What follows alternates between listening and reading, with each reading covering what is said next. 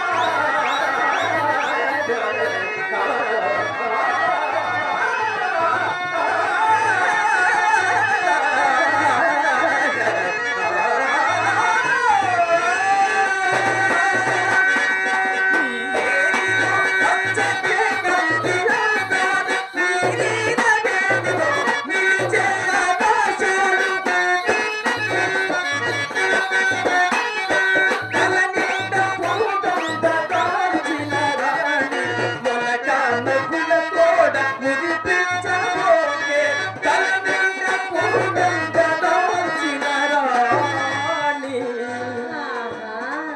మొలక నవ్వుల తోడ మురిపించబోకే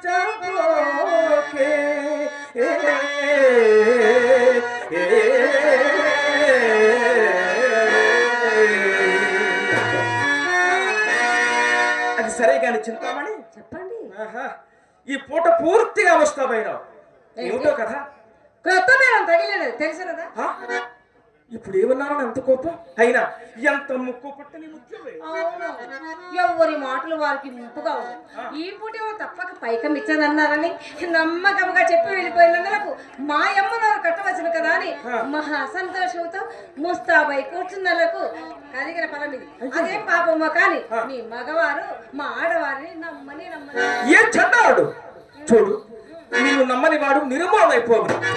ఏదో హాస్యమున కన్న మాటకు ఇంత అలుకు అవసరమా? తప్పు కదా. హాస్యమా? హాస్యమునకు హద్దులు ఉండవాలేనండి. గొడవల పండు హాస్యమా? సరే సరే పొరపాటే. వాడెందుకు వచ్చాడు? వాడే ఆ సుబ్బారావు ఎందుకు వచ్చాడని అడుగుతున్నాను. ఆ సంగతి ఈయనకలా తెలిసిందబ్బా. ఈయనెందుకు చూశాడబ్బా? ఏమండి మరి ఆ సంగతి మీకెవరు చెప్పినారు? ఎవరో చెప్పడం ఏమిటి, స్వయంగా నేనే చూశాను. వీధి గుమ్మమ్మను వచ్చినతో మీ అమ్మ కంటపడవలసి వచ్చునేమో అని పెరటి గుమ్మమ్మ కడకు వచ్చేసరికి తలుపు తెరుచుకొని బడాన్న బయటికి వచ్చినాడు. ఆ పాత్రను నన్ను చూచి అతడును అతనిని చూచి నేను తెల్లబోయినాడు. అంతటితో అతనికి అనుమానము రాకుండా కోడగములాడుచూ కొంత దూరము వెంట వెళ్ళి సాగనంపి మరీ వచ్చాను. తెలిసినదా? అతడేమి చెప్పినా తెలియనప్పుడు నేనేమి చెప్పినాను చిక్కి ఇప్పుడేం చెప్పలేనబ్బా. కానీ ఏదో ఒక త్రోవ తొక్కి చూసేదా. ఏమండి మరి కొంత దూరం వెళ్ళాడు కదా, మరి ఎందులోకి తెంచిరని అతను అడగలేకపోయిందిరా.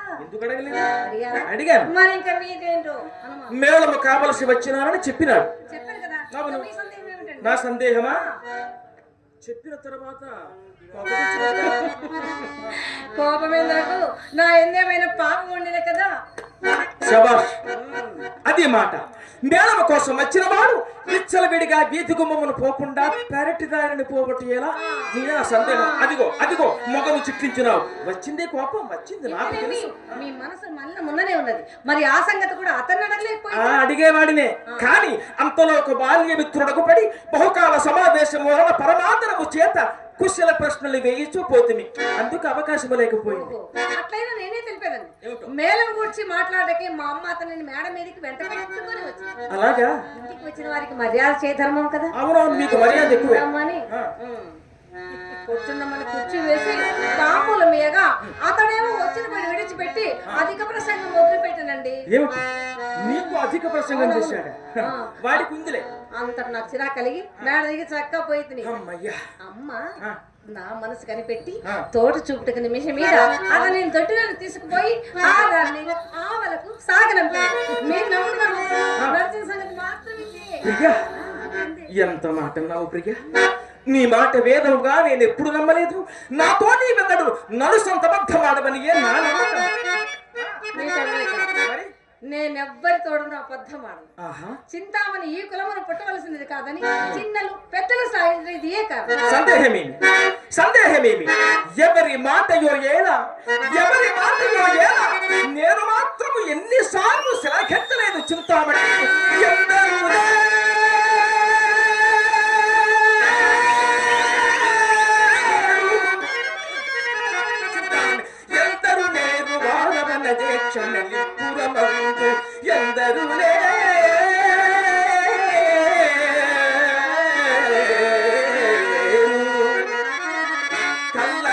కందువ మాటలు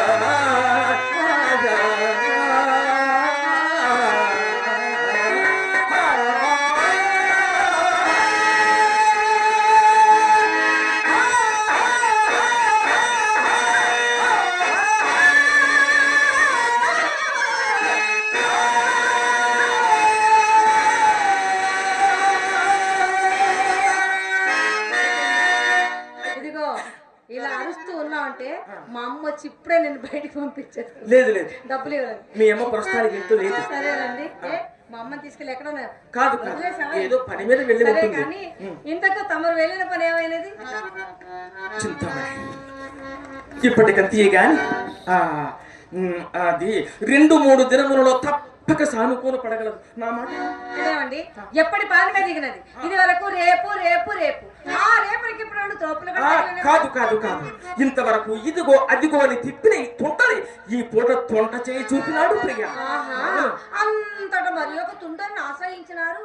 ఆ తుంటని మరికొన్ని రేపులు గడిపి ఆవల తానకు తొంట చేయి చూపు ఆ తొంట చేతిని తెచ్చి మా ఇంట చింతామణి ఏమిటా మాటలు? మాట వినకుండా బండి పెడితే ఏమి లాభమో? చూడు చూడు చిరాకుమాని చిరాకుమాని నేను చెప్పేది కాస్త ప్రశాంతంగా విను ప్రియ. ఇప్పటికి 20 దినం నుండి విని విని నా ప్రాణం విసిగలేదు. ఇంకా ఏమీ వినదండి. మధ్యాహ్నం మీరు వెళ్ళలేని మొదలు మా అమ్మ నన్ను కోసిన కోతలకు నేను కనుక భరించినవి కానీ వేరొక్కరైనచ్చు మనతో మాకం రింగి చాలన్నది. ఇక నేను పడలేనండి. ఇంతటితో మీ దారి మీది నా దారి.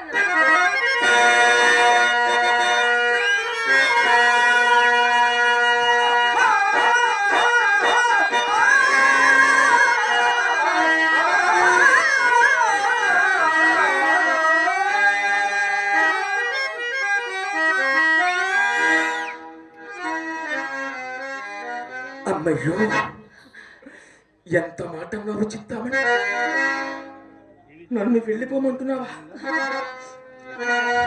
ఇంతవరకు నేను నీ సర్వస్వం అన్నావే, నీవు లేకుండా బ్రతుకలేనన్నావు. నీవే నేను నేనే నీవే నన్ను నమ్మించి భ్రమపరచి చివరికి ఇప్పుడు పొమ్మని ఎలా అనగలుగుతున్నావు చింతామణి? ఇది నీకు న్యాయమా? ఇది నీకు ధర్మమా? ఒకవేళ అట్లయినచో నేను బ్రతుకుగలనా?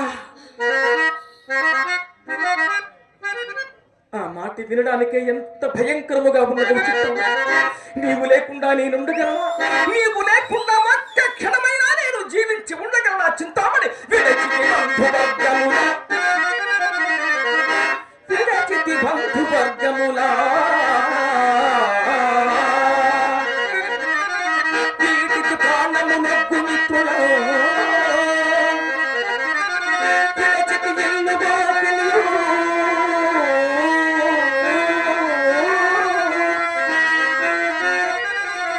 వీటికి భార్య మాట చెప్పుగా,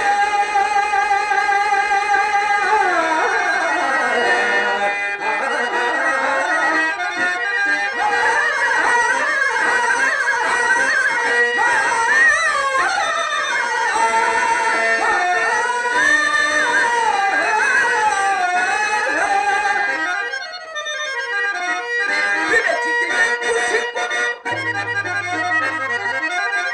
విడచితి ఎన్ను సిగ్గును, అలగిందగలే క్షణమా.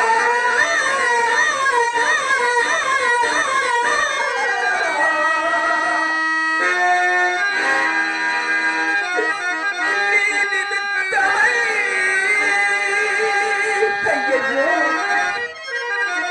విడుదలే దేహం. చింతామణి విడుదలే దేహము. నీవు నన్ను వీడున కష్టమైనచో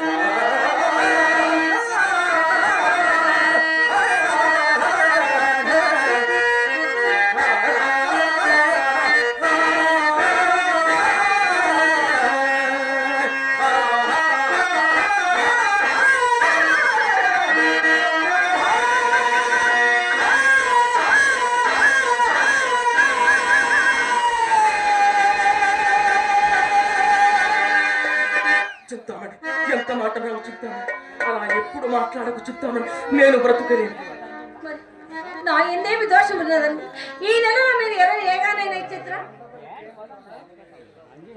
పూజ్యులు గౌరవనీయులు శ్రీ కొండ్లపల్లి కె వెంకటరమణ గారు అన్నగారు ఉన్నాయి.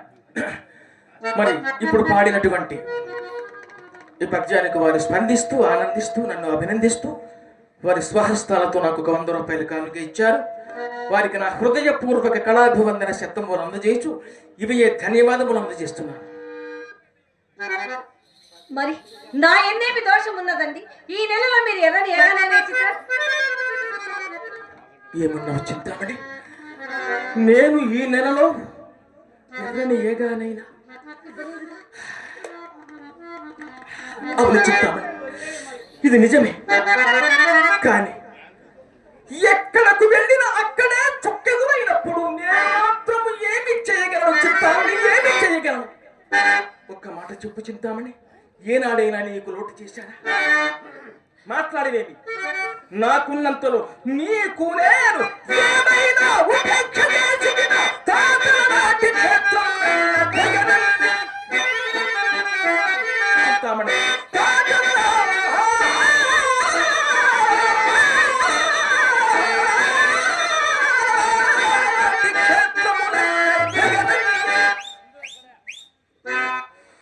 దోషిళ్ళతో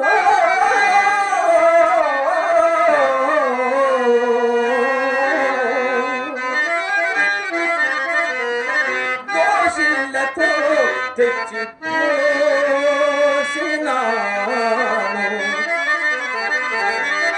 తండ్రి కట్టిన జల్లు దాయాదులకు దిక్కలేని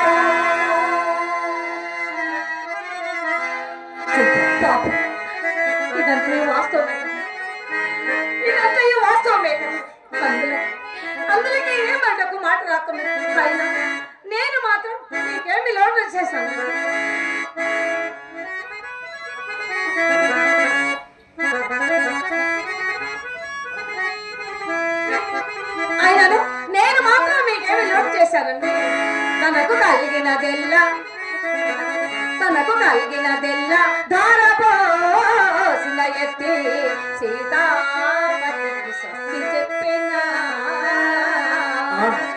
నిజమే చింత. మెచ్చి ముచ్చట తీరా మేడ కట్టెల్చిన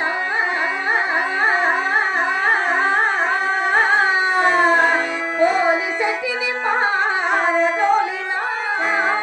అవునవును నాకు జ్ఞాపకం ఉన్నది. నిమిషములోన మాన్యము రాసి ఇచ్చిన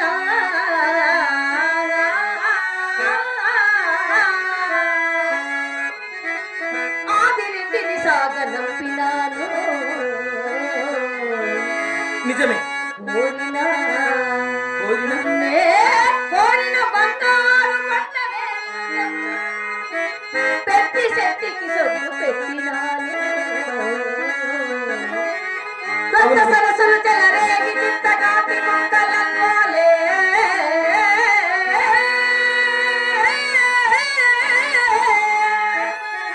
ఇలా చుట్టూ కుమ్మరుటైగాంచి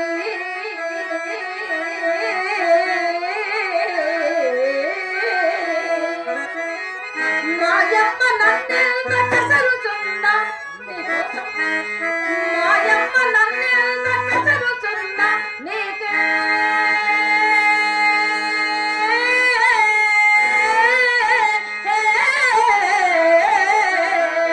నీకే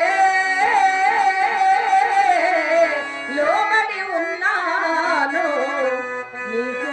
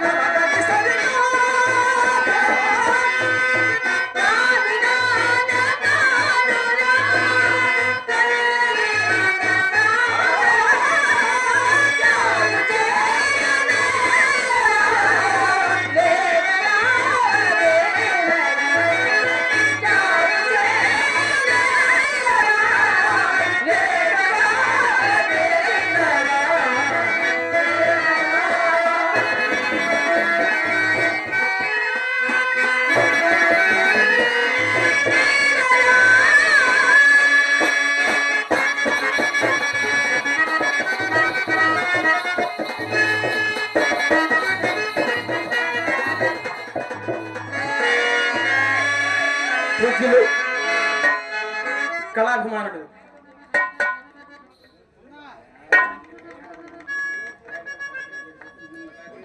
అర్థం కాలేదు.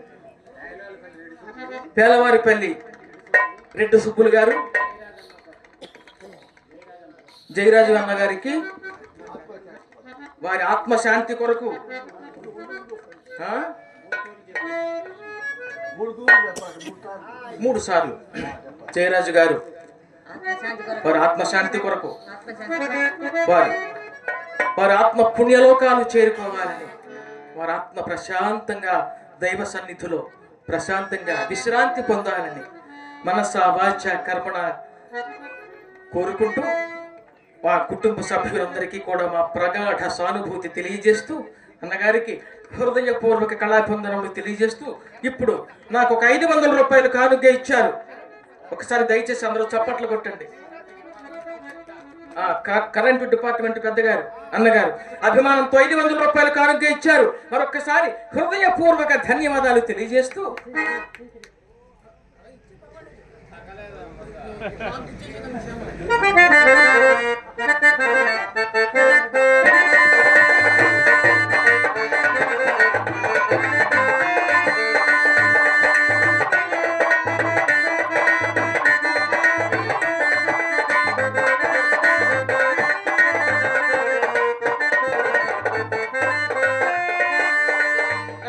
అన్నగారు అయ్యా మధ్యమడుగు వాస్తవ్యులు పెద్దలు అమీర్ భాషా గారు అన్నగారు నాపై అభిమానంతో ఒక 100 రూపాయలు కానుక ఇచ్చారు. అన్నగారికి హృదయపూర్వక కళాబంధనాలు తెలుపుతూ, అలాగే మరి నా స్నేహితులు ప్రియమిత్రులు మరి ఈ ప్రాంతం మరి నేను ఎక్కడికి వచ్చిన వారు ప్రత్యేకించి వారి పని మానుకొని నాటకానికి వచ్చి ఈ విధంగా నన్ను సత్కరిస్తూ వారి అభిమానాన్ని ఇలాగ వెళ్ళబుచ్చుతుంటారు. వారు మీ అందరికీ చిరపరిచితులు మా సోదరుడు రాజు గారు. మరి రాజుగారు సోదరుల అభిమానంతో 200 రూపాయలు కానుక ఇచ్చారు. మరి సోదరులకు హృదయపూర్వక ధన్యవాద శతములు అందజేస్తూ కృతజ్ఞతలు తెలియజేస్తున్నాను. అలాగే అన్నగారు ఏ పల్లి అండి? పోలేవాండ్రపల్లి వాస్తవ్యులు గుర్రం మధు గారు అభిమానంతో 100 రూపాయలు కానుక ఇచ్చి ఉన్నారు. వారికి నా హృదయపూర్వక కళాబంధనాలు తెలుపుచున్నాను. కళాభిమానులు ఒక కళాభిమాని పేరు చెప్పలేదు, అమీర్ బాషా గారు నన్ను ఆశీర్వదించి 100 రూపాయలు బహుకరించారు. వారు నా భగవంతుడు చల్లగా చూడాలని కోరుకుంటున్నాను. అలాగే శ్రీయుతులు కళాభిమానులు పోలవల్లిపల్లి వాస్తవ్యులు అరిగి రెడ్డప్ప గారు అన్నగారు వారు కూడా అభిమానంతో ఒక 100 రూపాయలు కానుక ఇచ్చి ఉన్నారు. వారికి నా హృదయపూర్వక కళాబంధనాలు తెలియజేస్తూ, అలాగే మరొకరు పెద్దలు మరి వారి అభిమానం ఇలాగా నా షర్టుకు గుచ్చి నన్ను ఆశీర్వదించారు. వారికి కూడా హృదయపూర్వక కళాబంధనాలు తెలుపుచున్నాను. చాలా సంతోషం.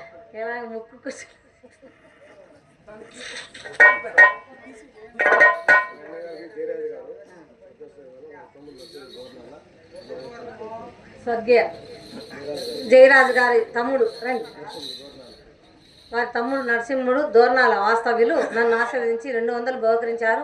వారు నా భగవంతుడు, ఆయన కూడా వీళ్ళని చల్లగా చూడాలని కోరుకుంటున్నారు.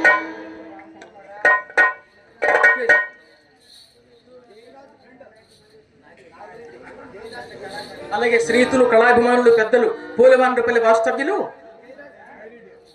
జయరాజు స్నేహితులు గారు పోరెడ్డి నాగిరెడ్డి గారు అన్నగారు నన్ను అభినందిస్తూ కళా హృదయంతో 100 రూపాయలు కానుక ఇచ్చారు. వారికి నా హృదయపూర్వక కళాబంధనాలు తెలుపుచున్నాను. అమ్మొచ్చు చింతామణి, నీవు నోటు చేశావని ఏ చండాలుడన్నాడు? చూడు, మీ అమ్మ మాత్రం ఎప్పుడైనా పల్లెత్తు మాట్లాడిందా? ఏదో దినములు కొంచెము తారుమారేనప్పుడు ఇలాంటి గృహ ఛిద్రములు ఎంతటి వారికైనా ఉన్నవే. అందుకే కాబోలు దైవము ఈ పూట అతనిని తారసల చేసిన. ఎవరండి? చింతామణి, నేను ఇందాకనే తెలుపుబోగా నా మాట పూర్తి కానిచ్చున్నాను కాదు. సరేలే, ఇప్పుడు చెప్పండి. ఆ తారసిల్లి అతడు చాలా అందగాడు, గొప్ప గుణవంతుడు. మరేమనుకున్నావు? అంత గుణవంతుడు, అందగాడు, వీటన్నిటికీ మించి మహా పండితుడు. పండితుడా? అతను ఎలా ఉంటాడో తెలుసా? చక్కని మోము,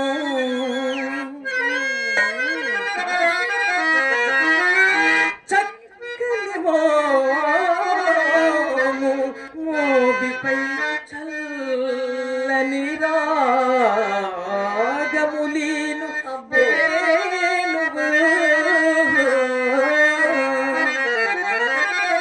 మక్కువ కాంతిగా వెలిగే మానసము. హే జీవించుతాను నిక్కపు నీలమై నిండకు తనను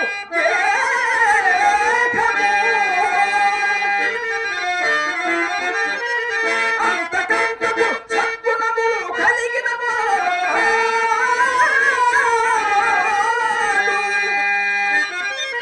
అతడు గ్రంథసాంగుడే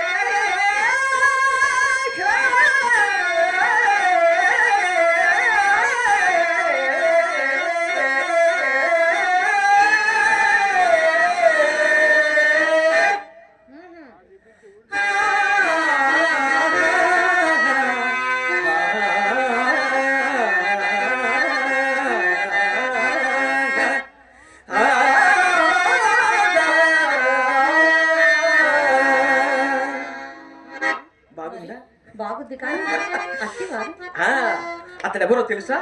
నా బాల్య మిత్రుడు బిల్వ మంగళమూర్తి. ఓహో ఏటి ఆవల కొత్తగా కర్మాగారములు కార్యస్థానములు కట్టుకొని బేడలు మిద్దలు కట్టుకొని కాపురం ఉంటున్న వాసుదేవ మూర్తి గారి కుమారుడు. నేను ఆనాడు కోవెలలో చూసి అందవాడే కావాలి. ఏమండి ఏమండి మీ మిత్రుడు ఏమండి ప్రేమగా పిలుస్తున్నామంటే నాకేదో అనుమానంగానే ఉంది. మరి మరి మీ మిత్రుడు అట్టివారు విడిపోగొట్టి ఎట్లా అని నీ సందేహము ఏమున్నది? అతడు ఆంధ్రము చాలించి సంస్కృత పాఠశాలలో చేరినాడు. మరి నేనేం చేశాను నీకు తెలియదా ఏమిటి? ఏమి తెలియనట్టు అడుగుతున్నావు? ఇవాళ చూశాను. నువ్వేం చేస్తావు? నా చదువు చాలించగానే సానివాడలో ప్రవేశించాను కదా. మరి ఉన్న మాట అంటే అలాగే ఉంటుంది. అందువల్ల మా సంబంధ బాంధవ్యాలు పూర్తిగా తప్పిపోయి ఒకరినొకరు మరచిపోయే స్థితి వరకు వచ్చినాము. వాసుదేవ మూర్తి గారు సంవత్సరం క్రిందట వ్యాపారమంతయు అతని వశము చేసినారట. ఈ మధ్య నాకతడి జ్ఞప్తికి వచ్చి వచ్చినచో బదులు కొరకు వారిని వీరిని దేవురించి కూర్చుందినా. అతడెంత మంచివాడో తెలుసా? నేనేమడిగినా కాదనడు లేదనడు. ఎంత ప్రీతిగా మాట్లాడినాడు. నా కష్ట సుఖాలన్నీ అడిగినాడు. తన మంచి చెడ్డలని నాతో చెప్పినాడు. అంత మాత్రమే కాదు, ఇంటికి తీసుకుపోయి భోజనము చేసే వరకు విడిచినవాడు కాదు. అయితే బదులు మాట కదా, వెంటనే తలపెట్టుడు భావ్యము కాదని తలచి రేపు వచ్చేదని చెప్పి చక్కగా ఇతనికి ఆ విషయం చెప్తేలాగబ్బా ప్రియా చెయ్యాలి మణి ఎలా చెప్పాలి చెప్తామని పరధ్యానం ఏం లేదండి. ఏం లేదు కానీ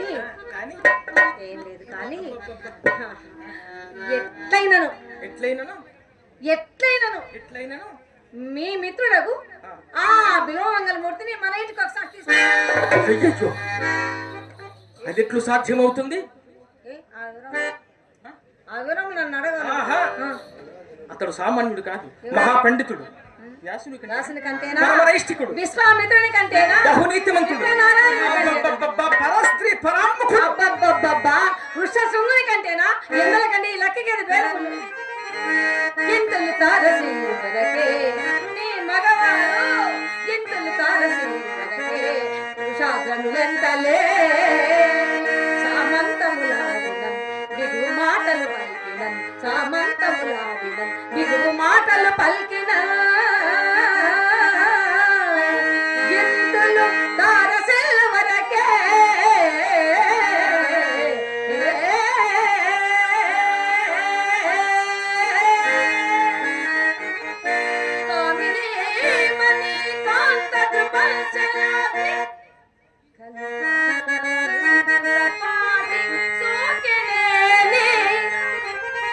ఎంతటి పండితులైనా ఎంతటి పండితులైనా ఇట్టే కరంగడే నిన్న పోలిక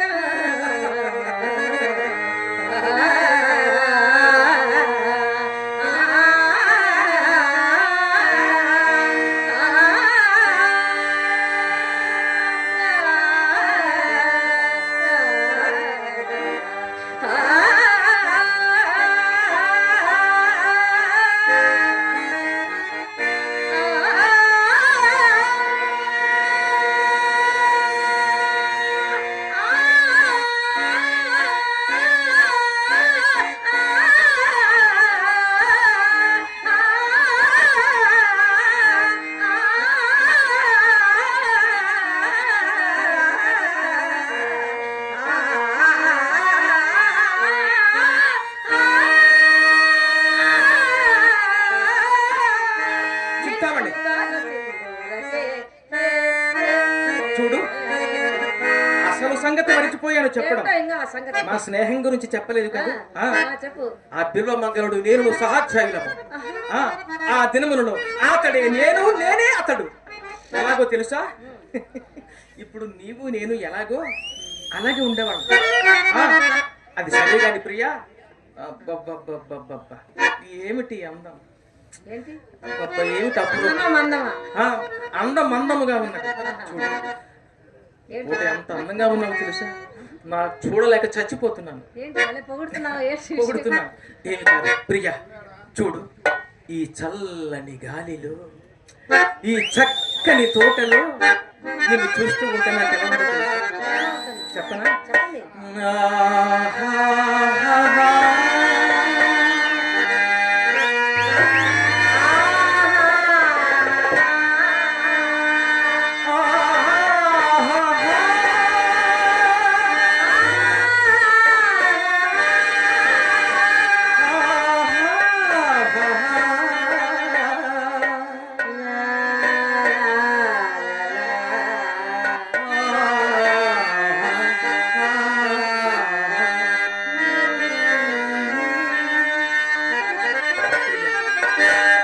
నీవు నా పక్కన ఉంటే పరవశమే కాదా, చల్లని గాలి, చక్కని తోట,